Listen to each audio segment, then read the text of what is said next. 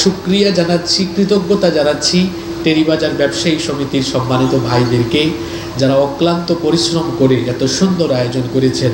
আল্লাহ তাআলা তাদের এই আয়োজনকে, কষ্ট, শ্রম এবং মেহনতকে কবুল করেন, আমরা বলি আমিন।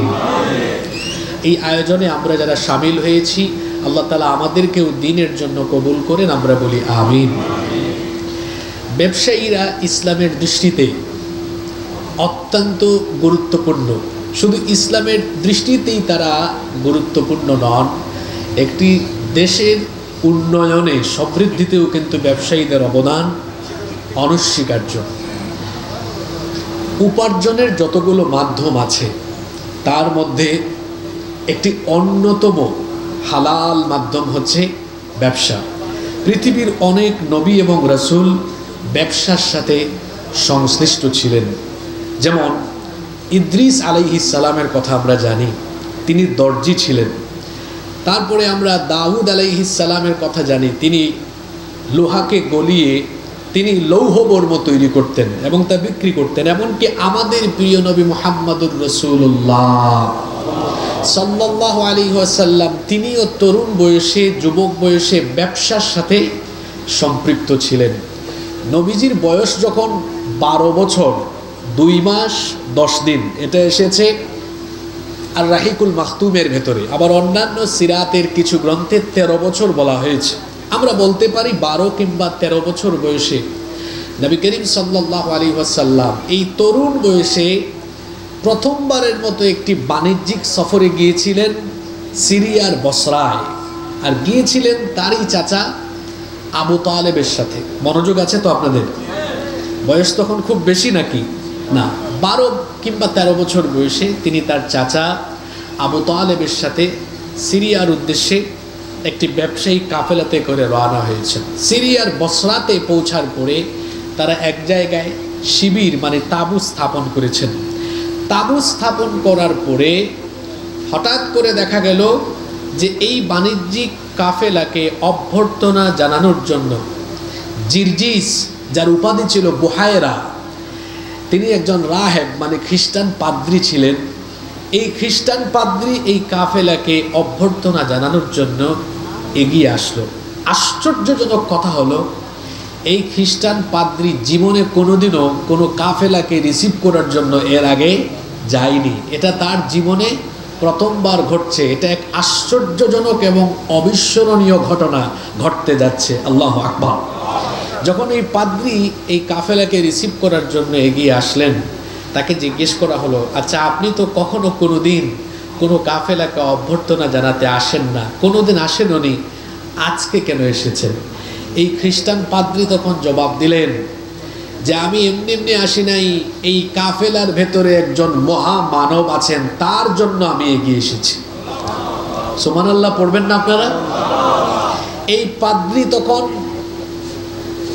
মুহাম্মাদুর রাসূলুল্লাহ, আমরা বলি সাল্লাল্লাহু আলাইহি ওয়াসাল্লামের হাত ধরলো, হাত ধরে বলল, এই কাফেলাকে কে নেতৃত্ব দিচ্ছেন?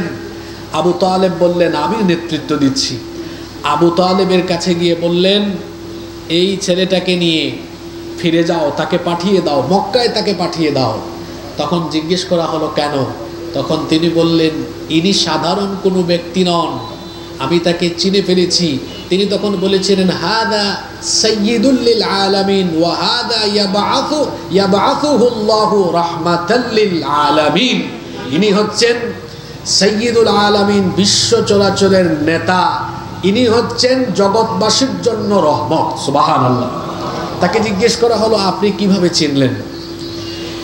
এই খ্রিস্টান পাদ্রীকে যখন বলা হলো, কি করে আপনি উনাকে চিনলেন, তিনি যে আখিরি নবী, এটা আপনি কেমনে টের পেলেন? তিনি বললেন, এই কাফেলা যখন গিরিপথের দিক থেকে এদিকে এগিয়ে আসতেছিল, আমি খেয়াল করছিলাম বিরাট বিরাট প্রস্তরখণ্ড এবং গাছপালা নুইয়ে তাকে সাজদা দিচ্ছিল। নবী ছাড়া পাথর কিংবা গাছ নবী ছাড়া কাউকে সাজদা দেয় না। আমি দেখছিলাম এই বালক যখনই সামনের দিকে এগিয়ে আসতেছিল, পাথর এবং গাছ সকলেই তার সামনে নুইয়ে পড়ে তাকে সাজদা দিচ্ছিল। এই পাদ্রী বললেন, নবী ছাড়া তো গাছ আর পাথর কাউকে সাজদা দেয় না।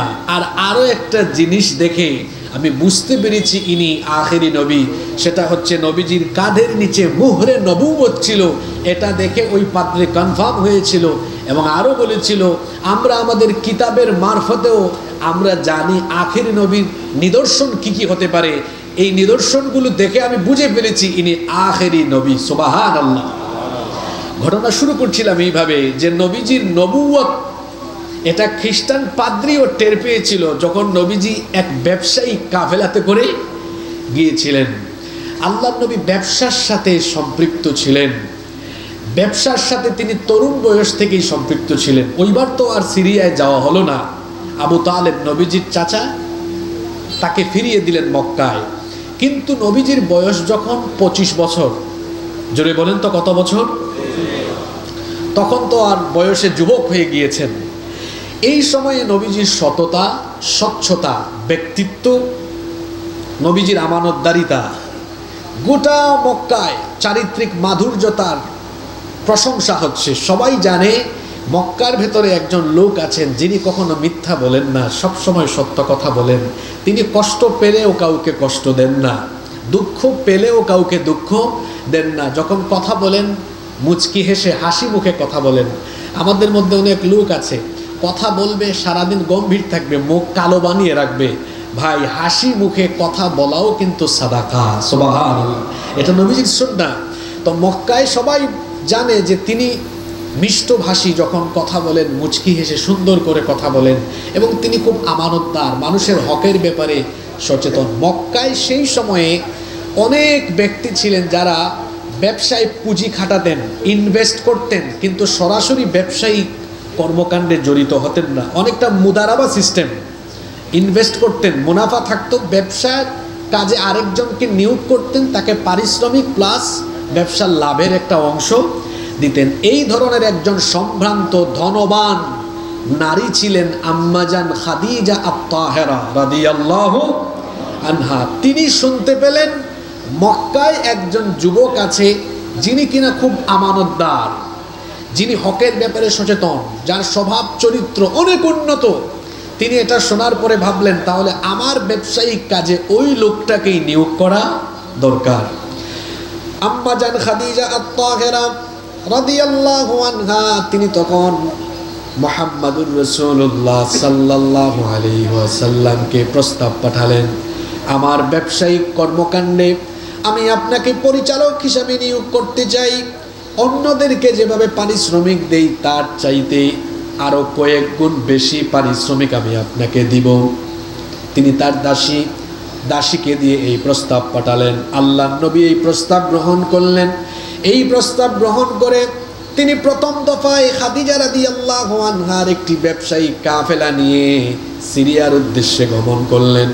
ওইবার ওই ব্যবসায়িক কাফেলা এত বেশি লাভ করলো, এত বেশি বেনিফিটেড হলো। কেনই বা বেনিফিটেড হবে না?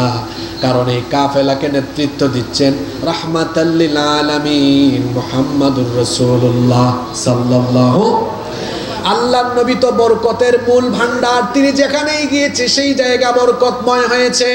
আল্লাহর নবীর থুতু মুবারকেও বরকত আছে। তিনি যখন কোনো কুয়ার মধ্যে থুতু ফেলেছেন, সেই কুয়ার পানির মধ্যে বরকত নেমে এসেছে, লুনা পানি মিষ্ট হয়ে গিয়েছে। সুবহানাল্লাহ।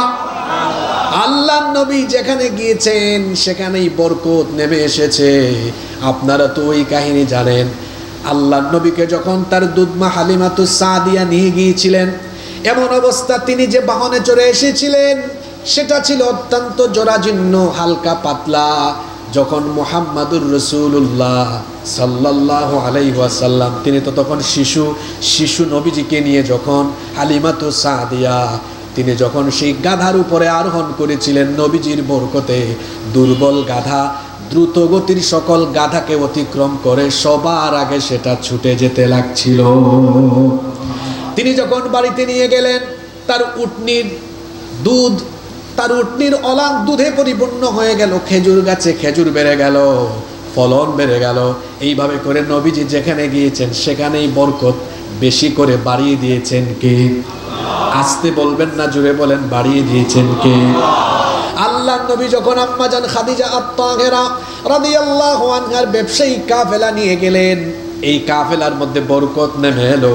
যখন তারা মক্কায় ব্যাক করলেন, খাদিজা রাদিয়াল্লাহু আনহা দাসীর কাছ থেকে তথ্য জানতে পারলেন বিগত সকল সময়ের তুলনায় এইবার কাফেলা সবচাইতে বেশি লাভবান হয়েছে। তিনি তখন ওই দাসীর কাছ থেকে নবীজির চরিত্র, উন্নত চরিত্র, চারিত্রিক মাধুর্যতা, আমানতদারিতা, স্বচ্ছতা, জবাবদিহিতা সকল গুণে মুগ্ধ হয়ে তিনি সরাসরি আল্লাহর নবীকে এবার বিবাহের পয়গাম তিনি নিজে থেকেই দিয়ে দিলেন। সুবহানাল্লাহ। এর আগে তার 2টা বিয়ে হয়েছিল। আম্মাজান খাদিজা রাদিয়াল্লাহু আনহা তিনি ছিলেন অত্যন্ত ব্যক্তিত্ববান এবং ধনবান একজন নারী। তাকে বিয়ে করার জন্য কুরাইশের অনেক বড় বড় নেতৃবৃন্দ, বড় বড় ব্যবসায়ী পয়গাম দিয়েছিল, কোনো প্রস্তাবে তিনি রাজি হন নাই। যখন নবীজির চরিত্রের ব্যাপারে তিনি জানলেন, তখন নিজে থেকেই তিনি তার বান্ধবী নাফিসাকে দিয়ে নবীজির কাছে পয়গাম পাঠিয়ে দিলেন। সুবহানাল্লাহ। আল্লাহর নবী তখন তার চাচাদের সাথে পরামর্শ করলেন, পরামর্শের পরে বিবাহ হয়ে গেল। এই যে বিবাহ হলো, এটাও ধন সম্পদ দেখে নয়, বরং নবীজির চরিত্রিক গুণ দেখে, নবীজির স্বচ্ছতা, চারিত্রিক মাধুর্যতার বিষয়টি দেখে। কিন্তু আমাদের সমাজে এখন বিয়ে শাদী হয় চরিত্র দেখে নাকি ধনভাণ্ডার দেখে? কি দেখে বলেন তো? যখন মেয়েকে বিয়ে দিবেন, মেয়েকে বিয়ে করার জন্য কোনো ছেলে প্রস্তাব নিয়ে যখন আসে, আগেই জিজ্ঞেস করে, বাজি ফ্ল্যাট আছে কিনা, গাড়ি আছে কিনা, বাড়ি আছে কিনা। আচ্ছা, আপনারা একেবারে নিরপেক্ষভাবে একটা জবাব দেন তো, 25-26 বছর বয়সে কোনো ছেলে কি গাড়ি বাড়ির মালিক হতে পারে? জোরে বলেন, পারে? হয়তো এক্সেপশনাল 2-1 থাকতে পারে, তাও আমার সন্দেহ যে থাকবে ওইটাও তার নিজের না, তার বাপ দাদা থেকে হয়তো উত্তরাধিকার সূত্রে পেয়েছে। নিজে নিজে ইনকাম করে সম্ভব না। কারণ বাংলাদেশের পারপাসে 25-26-27 বছর বয়সে মানুষ ইনকাম করা, উপার্জন করার পথে যায়, মাত্র তখন শুরু করে। তো অনেক যুবক তরুণ ভাইয়েরা আমাদের কাছে মাঝে মাঝে আসে, হুজুর বিয়ে করতে চাই, জিনা করতে চাই না, কিন্তু যেখানেই প্রস্তাব নিয়ে যায় বলে গাড়ি বাড়ি আছে কিনা, এই বয়সে এটা থাকবে কিনা। তা আমিও তখন বলি, আপনি ওই চাচাকে জিজ্ঞেস করবেন, চাচা আমার বয়সে আপনার গাড়ি বাড়ি কয়টা ছিল বলেন দেখি, আপনার গাড়ি বাড়ি কয়টা ছিল? উনি জবাব দিতে পারবে না। যদি থাকেও ওটা উনি ওনার বাবা দাদা থেকে উত্তরাধিকার সূত্রে পেয়েছে। আর আমি এজন্য বলি, যারা উত্তরাধিকার সূত্রে পাওয়া সম্পদ নিয়ে বাহাদুরি করে এরা হলো গাধা, আর যারা নিজেরা উপার্জন করে নিজের ব্যক্তিত্বের পরিচয় দিয়ে সমাজে চলে তারা হলো শাহজাদা। পিতামাতার উচিত মেয়ে বিয়ে দেওয়ার ক্ষেত্রে গাধার কাছে মেয়ে বিয়ে দেওয়া উচিত নয়, শাহজাদা মার্কা ছেলের কাছে মেয়ে বিয়ে দেওয়া উচিত।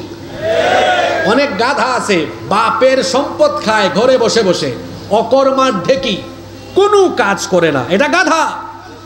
আর কিছু ছেলে আছে তার বাপের পয়সা আছে, বাপেরটা নেয় না, প্রয়োজনে তেরি বাজারে এসে কোনো দোকানে কর্মচারী হয়ে কাজ করে, কাজ করাতে কোনো লজ্জা আছে?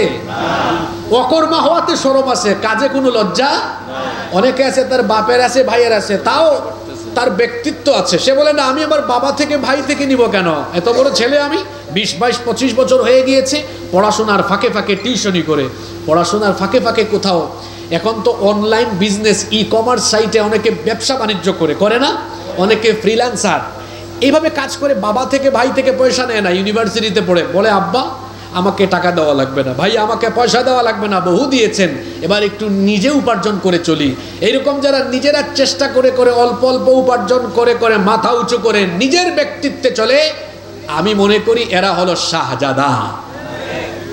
আমার তরুণ যুবক ভাইয়েরা যারা আছেন, আমি ভাইদেরকে অনুরোধ করব, পড়াশোনার ফাঁকে ফাঁকে কিংবা যারা চাকরি বাকরি করেন, ছোটকাল থেকেই বা তরুণ যুবক বয়স থেকেই উদ্যোক্তা হওয়ার স্বপ্ন দেখেন। মনে রাখবেন, কেউ আপনাকে কোনোদিন সফল করে দিবে না, আপনার নিজেকেই পথ চলতে হবে। আর মানুষের স্বপ্ন সফল করার জন্য আগে বিসমিল্লাহ করে এক পা ফেলে ওই স্বপ্নের পথে যাত্রা শুরু করতে হয়। একটা বাচ্চা যখন ছোটবেলা হাঁটা শিখে, হাঁটা শিখতে গিয়ে কয়েকবার সে পড়ে যায়, পড়তে পড়তে ধাক্কা খেতে খেতে সে তারপরে দাঁড়ানো শিখে। আপনি শিল্পপতি একদিনে হয়ে যাবেন না, ও একদিনেই আপনি, এক মাসেই আপনি পয়সাওয়ালা হয়ে যাবেন না, ধাক্কা খেতে হবে। এই ধাক্কা খেতে খেতে খেতে খেতে প্রথমে আপনি কর্মচারী হবেন, তারপর ছোট বিজনেস করবেন, এভাবে চলতে চলতে চলতে চলতে বাংলাদেশের নাম্বার 1 বিজনেস ম্যাগনেট হয়ে যাবে ইনশাআল্লাহ। স্বপ্ন দেখতে হবে বড়, সৎ পথে চলতে হবে, আল্লাহর উপর তাওয়াক্কুল রাখতে হবে। আজকে আমাদের অনেক ভাইয়েরা আছেন পড়াশোনা করে শুধু চাকরির পেছনে ছুটে। এখন সবাই যদি চাকরির পেছনে ছুটে তো চাকরি দেওয়ার প্রতিষ্ঠান বানাবে কে? এজন্য আমি বলি পড়াশোনার উদ্দেশ্য যেন শুধু চাকরি করা না হয়, নিজের কোয়ালিটিকে ডেভেলপ করে বর্তমান যুগে চলার জন্য সকল কোয়ালিটি আপনার কাছে থাকলে আপনার জন্য দুনিয়াতে রিজিকের কোনো টেনশন হবে না ইনশাআল্লাহ। আমরা যে জায়গায় ছিলাম ওই জায়গায় আবার চলে যাই, এলোপাতারি কথা হবে না, আমরা একটা লাইনের ভেতরে থাকবো ইনশাআল্লাহ। বলছিলাম নবীরাও ব্যবসা করেছেন আর আল্লাহর নবীও ব্যবসায় সম্পৃক্ত ছিলেন। এই ব্যবসায়িক সম্পর্ক থেকেই আম্মাজান খাদিজা আত-তাহেরা রাদিয়াল্লাহু আনহার সাথে বিয়ে হয়ে গেল। সুবহানাল্লাহ। শুধু নবীরা নন, অনেক সাহাবীরা ব্যবসা করেছেন, সালফে সালেহিনরা ব্যবসা করেছেন। এমনকি আমাদের এই বাংলাদেশ, ভারত, পাকিস্তান, এই সাবকন্টিনেন্ট, এই উপমহাদেশেও ইসলাম এসেছে কাদের মাধ্যমে? জোরে বলেন, কাদের মাধ্যমে? ব্যবসায়ীদের মাধ্যমে। এই ব্যবসায়ীদের আচার ব্যবহার, এই ব্যবসায়ীদের চলাফেরা, তাদের চারিত্রিক মাধুর্যতা এমন ছিল যে তাদেরকে দেখেই মানুষ ইসলাম কবুল করেছে। সুবহানাল্লাহ।